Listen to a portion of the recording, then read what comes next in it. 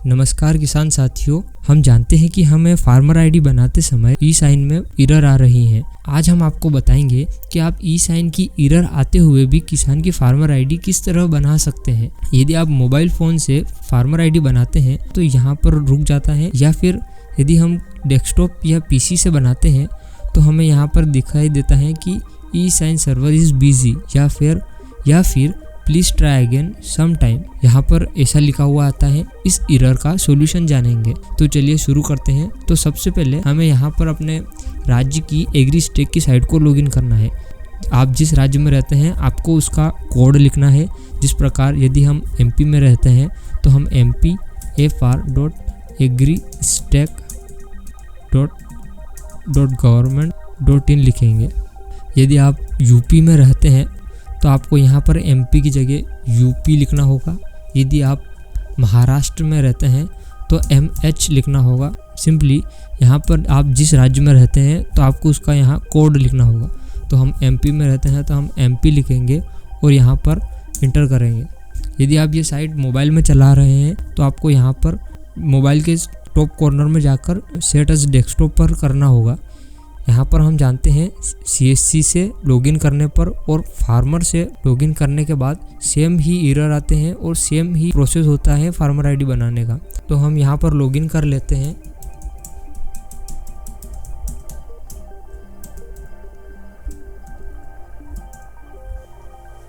यहाँ पर हम जानेंगे कि ई साइन की एरर आते हुए भी आप किसान की फार्मर रजिस्ट्री कैसे कर सकते हैं। तो सबसे पहले आपको यहाँ पर फार्मर का आधार नंबर डालना है। यहाँ पर हमने किसान की फार्मर रजिस्ट्री पहले से ही कर रखी है, इसलिए यहाँ पर ये दो ऑप्शन दिख रहे हैं। यहाँ पर हमने फार्मर आईडी बनाते समय किसान का आधा काम किया हुआ है, तो वो डाटा यहाँ पर सेव है, तो हमें वहीं से एडिट करना होगा कंटिन्यू एडिटिंग पर क्लिक करके। यदि आप नए किसान की फार्मर आईडी बना रहे हैं तो आपको यहाँ आधार नंबर डालकर OTP का एक पेज आएगा, OTP डालकर वेरीफाई करना होगा। यहाँ पर मोबाइल नंबर डालने का पूछेगा, आपको मोबाइल नंबर डालना है और साइड में कहीं पर भी क्लिक करना है, फिर OTP डालकर आपको वेरीफाई करना है। ईमेल वाले ऑप्शन को आप छोड़ भी सकते हैं, यहाँ पर ऑप्शनल है। यहाँ पर हमें farmer name in local language, यहाँ पर हमें ध्यान रखना है कि यह जो नाम है इसी को केवल हिंदी में लिखना है।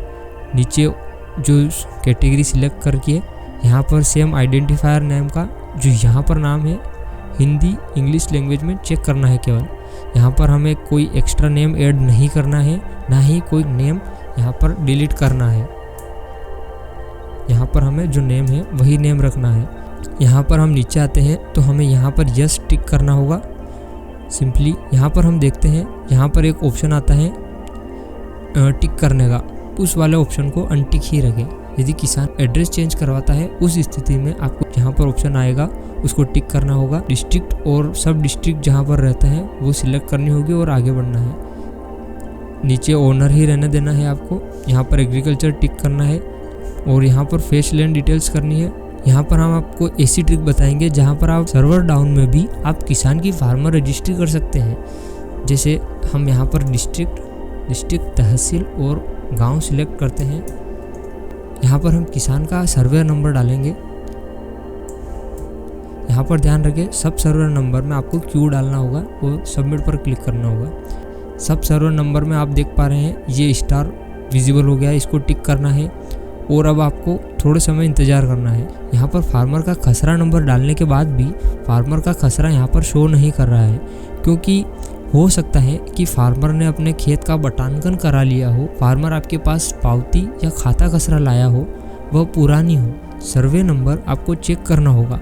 हो सकता है यहाँ पर बटा 1 या बटा 2 लग गया हो। चेक करने के लिए आपको अपने राज्य की भू अभिलेख की साइट पर जाना होगा।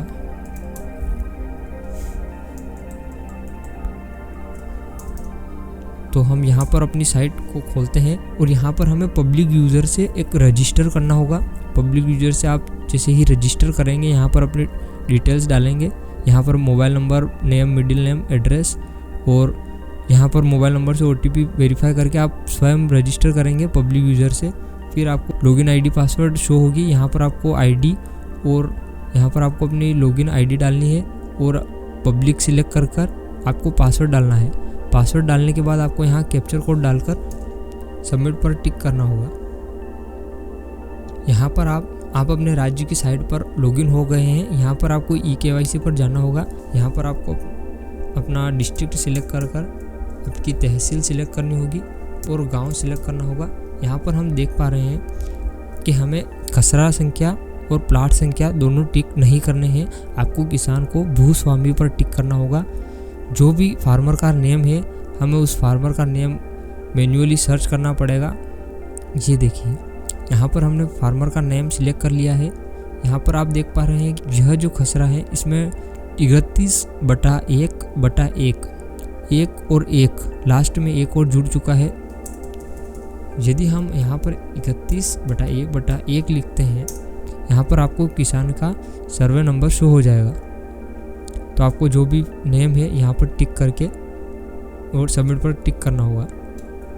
हमने यहाँ पर पहले से ही फार्मर का लैंड डिटेल्स ऐड किया हुआ है, इसलिए हमने यहाँ से बैक कर लिया है और यह यहाँ पर दिखता है। यहाँ पर अनटिक रहेगा तो हमें यहाँ पर वेरीफाई ऑल डिटेल्स पर क्लिक करके टिक करना है।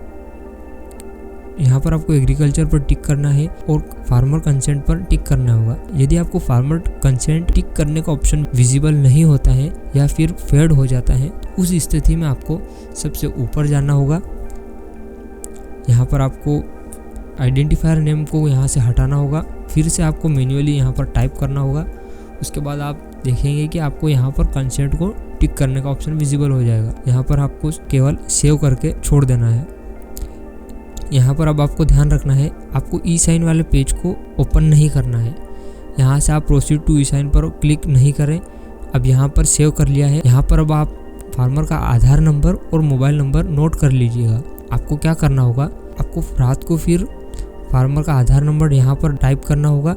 यहाँ पर टाइप करने के बाद आपको कंटिन्यू एडिटिंग पर टिक करके डायरेक्ट रात को आपको केवल ई साइन करना है। रात को ई साइन की साइट चल जाती है। दिन में आप फार्मर को यह बोल सकते हैं कि आपकी फार्मर आईडी बन चुकी है, आपको केवल एक OTP और देनी है, आपका काम हो जाएगा। रात के समय में फार्मर आईडी बन जाती है। हमें फार्मर का डाटा पूरा लोड करके रख देना है, क्योंकि यहाँ तक फार्मर आईडी बनाने में कोई समस्या नहीं आती है।